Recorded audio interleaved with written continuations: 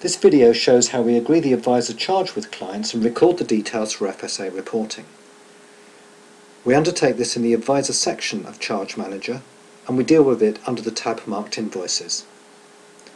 Our client Laura Smith is happy with the work that we've undertaken, we've quoted for it, and she's now happy to proceed to payment. We need to record this to make sure that our accounting processes are up to date, and also to ensure that we are populating the data for Section K of the RMAR. Let's preview this particular invoice. What you can see first of all is that it's referred to as a statement. This is particularly important, and we have to make the distinction between invoice and statement here. In terms of Section K reporting, the FSA require invoiced returns, and they use the term invoice throughout the Section K of that return. But for client-facing material, all we have to do is to show them what the advisor charge is and how it's structured. And a statement is an appropriate way to do that, because after that follows the conversation about how the advisor charge will be facilitated, directly by cheque, through the product provider, or through a platform provider.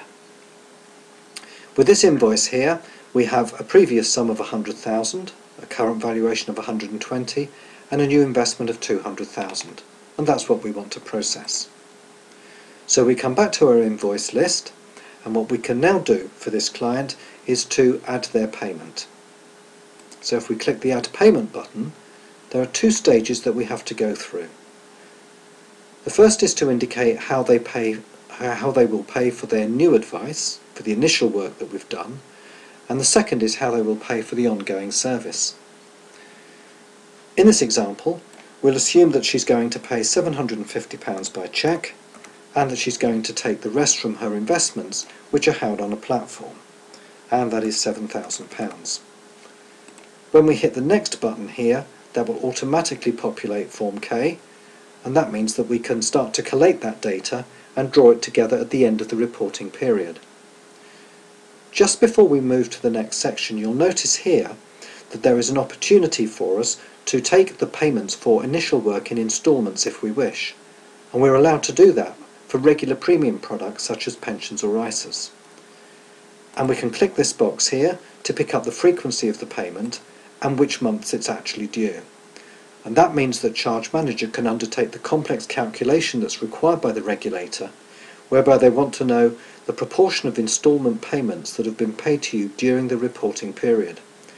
Clearly, if you have a lot of clients with regular premium products who are paying you by instalments, there will be a lot of data to draw together.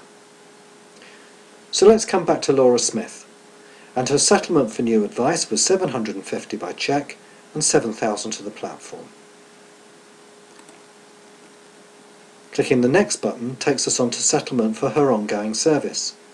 This is £2,325 in total.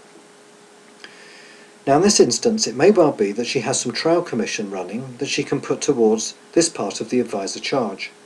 If that is the case, it goes into this box here, Direct to Retail, and we'll put this in at £325. And what she's decided to do is to pay the rest of her ongoing service charge, £2,000, from her investments, again which are held on the platform. And if we click Next, what we're able to do is to process that payment, but very importantly populate the Section K of the RMAR to make sure that our data is accurate and up to date. We can preview the statements that we've provided to clients at any time, and they will all be held within the system. So if when we go back to see the client in a year or 2 years' time, and we want to check exactly what we've done, what we've charged, and which charging structure we were using, because quite clearly we may have changed our prices, we can extract the data directly from Charge Manager. The only editing we can do is to change the pattern of facilitation of the charges. It is possible that clients may change their mind or circumstances may alter. But to protect the integrity of the system, there is a very specific process that's associated with this to make sure that we don't record invoices twice and we ensure that the data is accurate.